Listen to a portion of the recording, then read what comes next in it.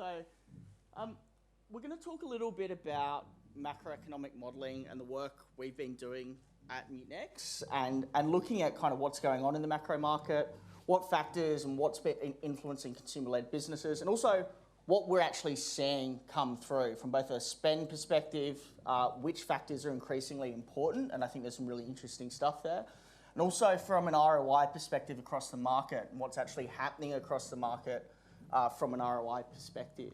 I think firstly, just to set some context as to why we've put a lot of our R&D effort into this space. The first is the really probably obvious and slightly political answer, which is budget defense. As companies are experiencing sales declines, the typical response for a lot of companies is to cut marketing budgets. As we all know, that's probably a fairly surefire way to lower marketing performance, particularly when you're a scaled brand with a lot of market share.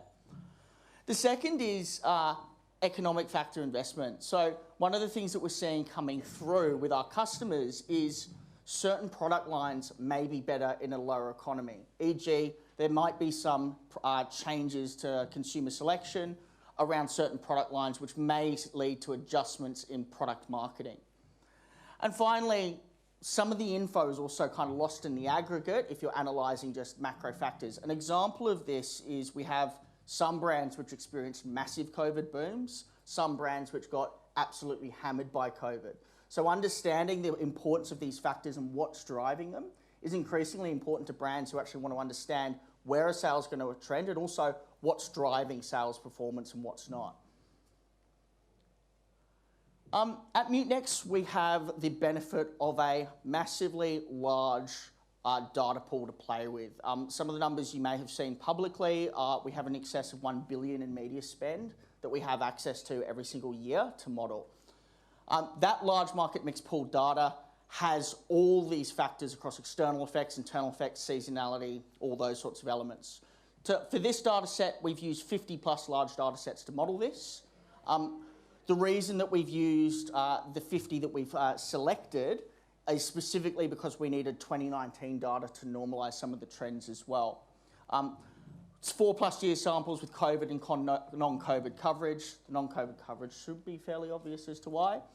And we're looking at key signals around inflation, the economy, housing markets, and similar. There's some other cool stuff for the modelling folk just to read there, but if you want me to go into it, more than happy to answer in the Q&A. One of the things we've worked really, really hard on in this space from an R&D perspective, and I would encourage everyone to look at, is signal selection. So before we go into it, I'm going to just say the controversial thing here. Government data is too slow at the moment to keep up with the economy. The government data is not accurately reflecting the pace at which inflation is hitting the economy, and that's causing the indicators to lag. So for us, we've had to innovate significantly in this space. What that means is looking at things like electricity and wheat indicators in terms of to get an inference as to food, energy prices, and all of those sorts of things that normal, everyday people are paying for. And I think if you're entering this space and looking heavily at this space, signal selection is the single most important thing to look at, analyse, and iterate on. We found that when we were using the government data, it was just, it didn't have as strong a predictive effect as real-world market commodity price indicators.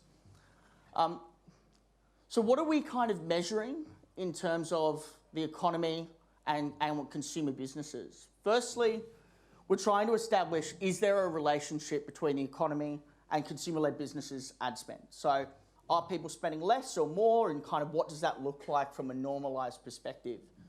The second thing that we're looking at is, are certain factors more influential? So, you know, we've all been obsessed with COVID over the past kind of 2 years. Are other factors as impactful or more impactful at the moment? Third is COVID even still important? And is it still important to kind of how we think about impact on sales trends and things like that? And finally, is the external market starting to change marketing effectiveness? Now, I'll say on that last point, correlation is not causation. So obviously there's some caveats to how we run that analysis. It is absolutely not causative analysis. There are hypotheses around that we'll go into, but I just want to put that massive caveat for anyone who's interested in data in the room. We're seeing, firstly, on the consumer spend. So what we've looked at here on the right is an aggregated quarterly spend which has been mean normalized. Basically, 100 is what customers would roughly normally spend through that period as a benchmark. If we go kind of quarter by quarter, it gives us a bit of an indicator as to where the spend trends are showing. You can see that in 2020 Q2, where COVID came in, the absolute horrific impacts that had to ad spend, things like that. I think we would all intuitively know that. What's interesting is the Q2, Q3 deceleration in 2023. And you can see that Q3 deceleration starting to approach that Q2 COVID 2020 deceleration. So that's a huge pool of consumer ad spend where we are seeing some very real deceleration in terms of how brands are spending and their spend patterns. And if we look at that, it's some 15 to 20% reduction. I can get you the actual number. What we're seeing towards the back end of Q3 off this data is it's starting to level out a bit more. So the deceleration is slowing in terms of a trend, just to kind of put that in perspective. The other thing that we're kind of seeing is smaller budgets and smaller budgeted channels are starting to flatten out. So the pullback has been from, more traditional and more experimental channels, which have been hit a lot harder in this space.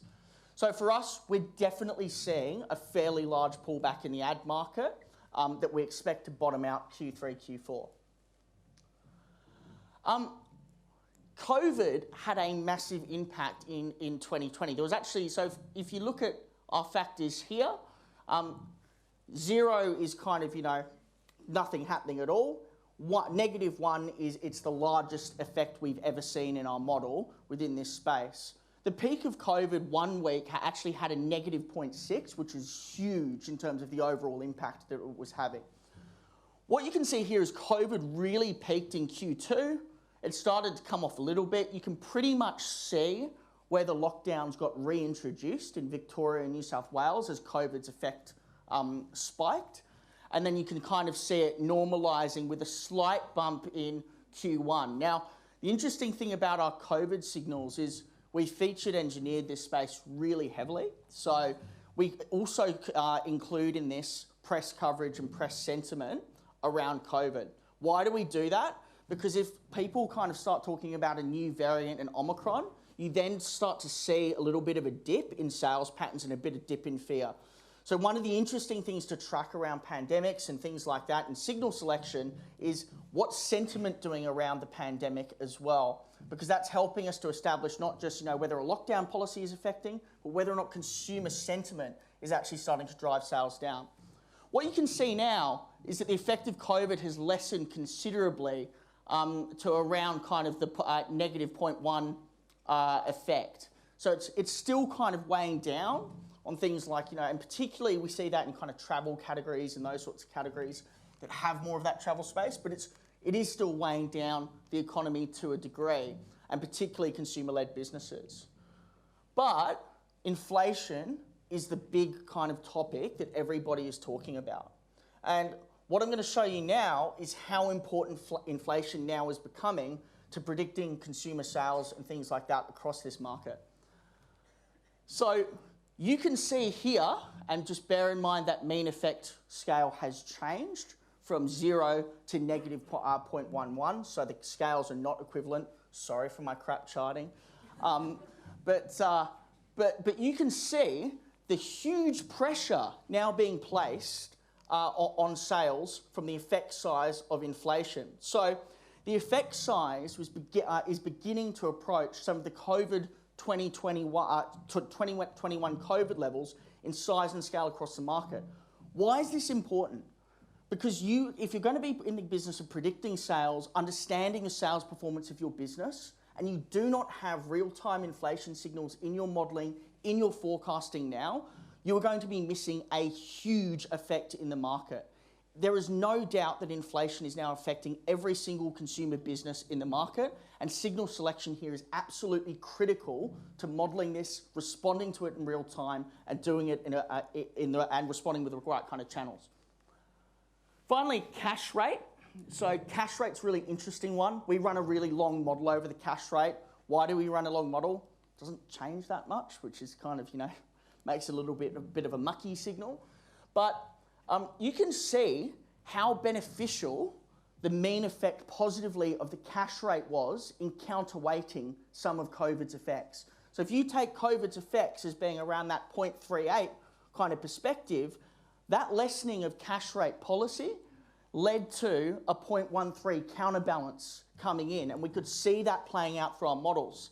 What's interesting, because our model is time varying, you can see that even though the cash rate was staying stable across that COVID period, the effect of it was lessening as people kind of adapted to it and adapted their behaviours. So it had less of an impact over time. It's a bit like kind of fatigue in anything, right? You get used to it, your spending patterns adapt, all of those sorts of things. You can see that play out in time varying econometric models. But as we go into kind of the very aggressive monetary policy that's been put into the market lately, you can see how much that cash rate's effect has been brought down. So we've gone from a 0.05 mean effect to a 0.02. That's a huge lessening of that effect in a very short amount of time, and it shows the massive change and how much that aggressive change in policy has actually started to affect the sales performance of consumer businesses.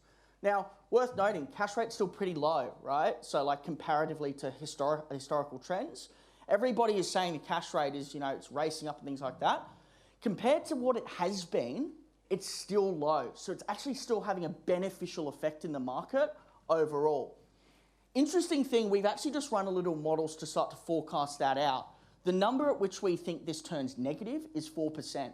So once the cash rate starts to exceed 4%, that's when we're expecting to see the models start to flip this variable and see it go into negative territory. Now, I'm going to just say that's a forecast on a fairly long model, and it's a fairly unprecedented economic situation, and there's a lot of uncertainty around that model. So I wouldn't say that's like a 99% confident model at all, but it's an interesting kind of way to start to look at it. Finally, this is a question we always get asked, is what's ROI doing? And what's ROI doing across the market? One of the interesting things about ROI is everyone always wants lots of it, but it's not always the best metric to optimize towards. And I say that in the game of ROI, quite ironically, but sometimes what you're optimizing for is net revenue or market share and things like that, particularly brands at scale. If I'm a very, very large brand and I want to get a really high ROI number, probably my best option is to cut my budget to $1,000 and just spend it on search. I'd have an amazing ROI, I'd have no market share. So we don't always optimize for this figure, but what we can see is with inflation, we're seeing a generalized trend downwards. Now, again, please note, correlation is not necessarily causative. I don't know how many times I'm going to say that, but it's going to be a lot. We don't know whether or not that ROI is being driven by inflation. We have a couple of hypotheses that we're starting to explore here. One of the things that we're seeing across the market is budget cuts, as we showed earlier. What we typically see in budget cuts, because media works on an S-curve, is when you cut below an inflection point, you start to hurt your ROI, particularly in brand building channels. So we're exploring if that is one possible route to why this is happening. The second is inflation just changing the consumption patterns or changing the effect that advertising has as people pull back discretionary spend? That's another aspect that we're exploring. So expect to see some research from us coming out in the coming months in that. What we do think is that finance and marketing teams should be readjusting their expectations for what is a reasonable ROI going into a recessionary environment. So rather than thinking in terms of budget cuts, thinking in terms of maintaining budgets and looking at kind of a lower ROI number to maintain their market share. And we think that's a better way to think of how to operate in the macroeconomic environment at the moment. I'm just going to give an example of a CPG category business that's operating this way and with this kind of model and how they're kind of defending their budgets, and I'll kind of open up for questions. So this CPG category going into inflation, trend down in sales. Historically, budget cuts are a very instinctive thing when a sales trend is going down. The businesses intuitively had a policy to cut budgets within a recession. However, what this business has done a lot of is got finance to verify their econometric models, which is one of the smartest things that you can do in this space, because it means that finance will buy into the results and they understand the governance around it. That's a really important part of any kind of econometrics program in this space. What they can see is the negative economic pressure was causing a sales decline, with marketing still having an upward kind of effect in a sales composition chart to defend against that decline. So even though the trend was down, marketing kind of propping the trend up ever so slightly. So it's arresting the decline for them. What they're now presenting that as is, well, if we cut marketing, it accelerates our sales trend downwards. And that's the argument that the marketing team has put forward to finance teams using these sorts of macroeconomic variables. What this brand is now doing for the first time is they're deciding to maintain budgets through a recession, which they haven't done before in any kind of recessionary cut. The reason why is because they have data around the macroeconomy. And I think that's the really critical thing here, is that if you have the data, I mean, data can be as much political in organisations as it can be useful to kind of know what's happening. And so because they have that, they're able to kind of build that case, build that model, and present that data. I'm going to just open up to any questions. So, yeah, very happy to take some. Yeah, Tim. Thanks, Henry. Interested to hear what you're saying about looking towards the fourth quarter and your prediction that's perhaps where things bottom out. I'd be interested to know what you think about what your level of confidence that will be the bottom point, and see if I can tempt you based on your numbers to make a forecast. Are we looking at headwinds? Oh, you can't tempt me that much, Tim. I'm not that gullible. What's your prediction? Where are we going? Look, we think it'll be Q4, Q1 that things will bottom out, mostly because the cash rate should bite on inflation. So that's how we kind of view it. We view kind of a late Q4, Q1 cash rate biting on inflation. The unknown there is, does Christmas ramp inflation really dramatically? And does that Christmas pressure kind of counteract that effect? That's what we can't see, because Q4's historically got a pretty overheated kind of number around that. So I'd say, we're fairly confident Q4, Q1. I'd say that's about a 75% confidence if you want to put something up in your blog. And how bad will it be for media? Pardon? How bad will it be for media owners, do you think? I'm not going to be tempted on that one. I don't know.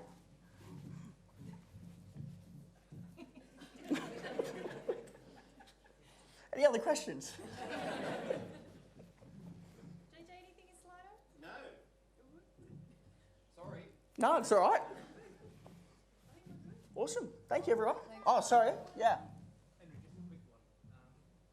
With those kind of declines next year, double-digit declines, are there any categories that are sort of, from the data that you're seeing, perhaps going to be worse affected? I mean, it's a challenging one. I think it's more product lines and categories, I'd say. So the interesting thing that we're seeing around, the interesting thing we're seeing across the market is the categories aren't necessarily being affected, but product line selection in the categories might be more affected. People are more price conscious, effectively. So the role of price is certainly has a bigger effect in our models as well. Running a discount this year seems to be having a lot more impact than it did kind of 6 months, 12 months ago. So whilst I wouldn't say it's necessarily, I wouldn't necessarily name a category, mostly because I just haven't looked at it through that lens, so I couldn't give you a good answer. But certainly that effect of product line selection has been really, really quite prevalent, yeah. Any other questions? No? No one else wants to put Henry on the spot? Awesome, thank you. Cool, thank you so much.